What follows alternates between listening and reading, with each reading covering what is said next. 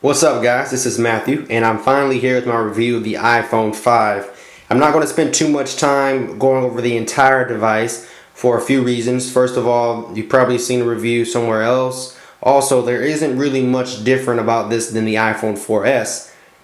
Only thing you're getting different is you're getting this beautiful hardware that Apple has designed. You're getting a larger battery inside, a 1460 milliamp battery. You're getting LTE built inside. You're also getting some better software with iOS 6. It also has a dynamic low light mode, which will get you better images on your 8 megapixel camera that is also capable of taking 1080p. You get 3 microphones, which have been very nice for taking calls and video recording. You get this aluminum back that is very durable. I have not had any problems with scuffing like other people have. Right, as you see right here is glass on the top and on the bottom, and then this Apple logo is no longer clear. It's actually this matte looking, and it doesn't it doesn't attract dust or scratches like the old one does. You also have a new type of SIM card. It's a nano SIM. They had to do this because they slimmed the phone down.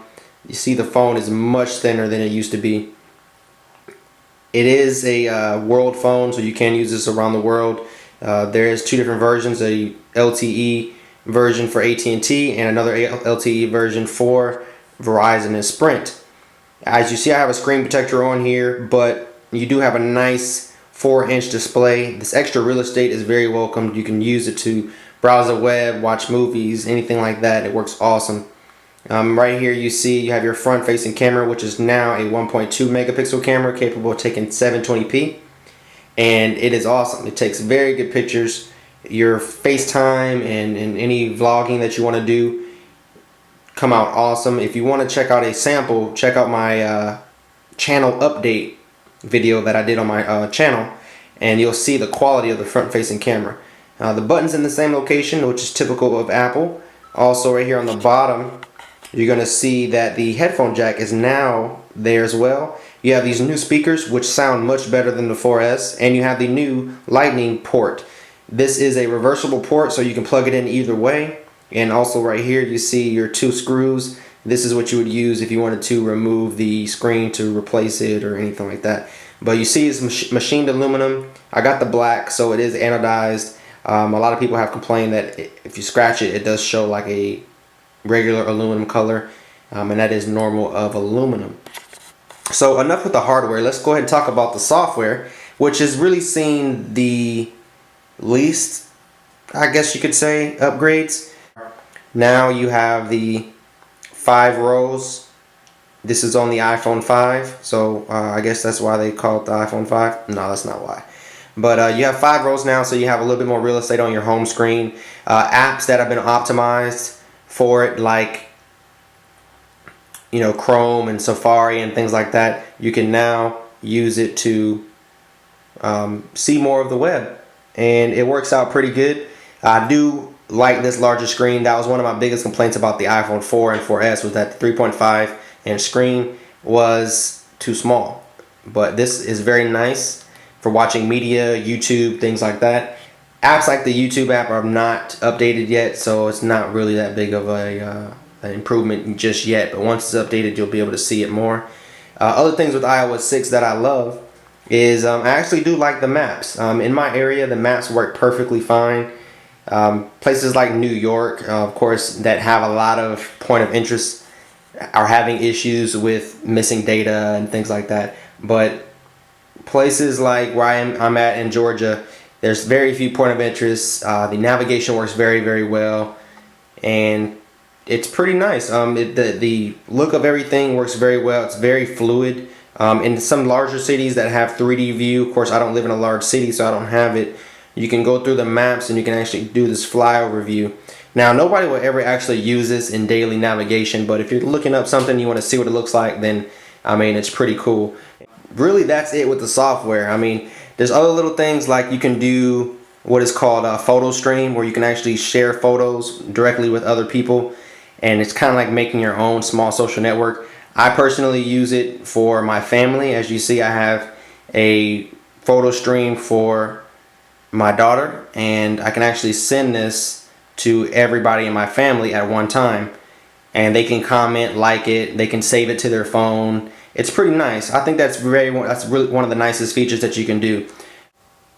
Going through the settings, there really isn't much different with iOS 6. Of course, everything's been on the back end. You have a lot of improvements, like for instance, you can now have apps that integrate with your reminders. So you can use Siri to add to your reminders, and now you can use apps like AnyList to integrate with your reminders. You can actually see it says reminders import. So you can actually import your reminders that you set. So if you're out and about and you want to set a reminder, and then later on you want to add it to a list, you can hit this and it'll actually update certain apps. So I like to see that Apple is opening up their API to allow some of these native apps to be used with other third-party apps. I think that's one of the coolest things that they can do. Also, you can see here is Siri. When is the first Lakers game?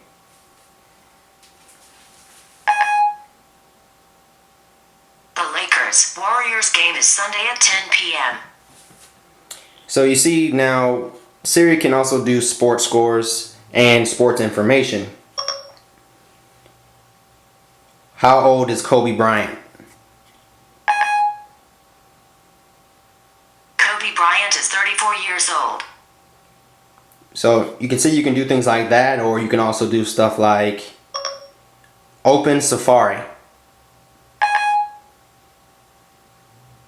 So you can also launch apps now, which is really cool. One of the missing things with Siri, it's something that you really had to jailbreak before to really get that utility out of Siri. Now also you can do, what is a good local Italian restaurant?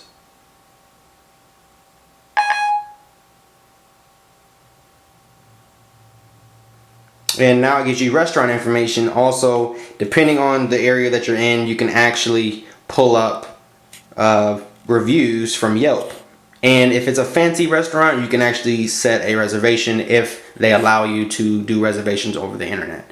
So that's just been one of the things that Siri's been upgraded to do. So you see Siri is getting smarter, and you can do more things like that. I really like that functionality.